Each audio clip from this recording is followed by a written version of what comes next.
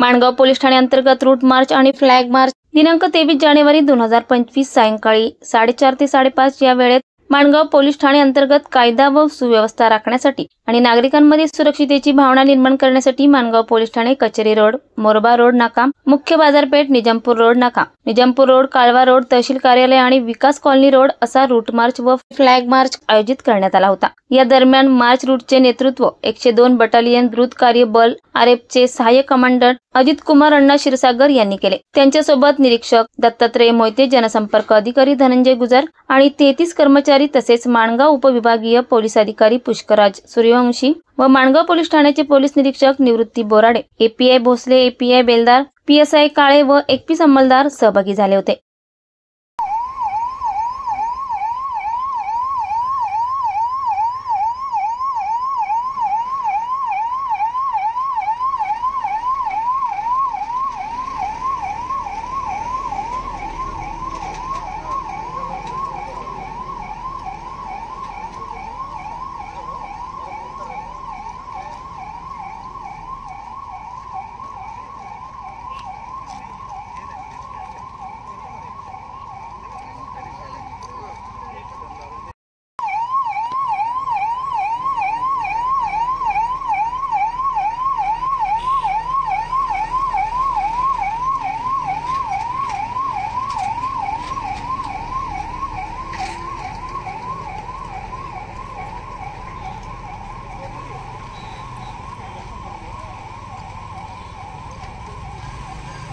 Maharashtra वेदभूमीसाठी Naresh Patil, Mangaon.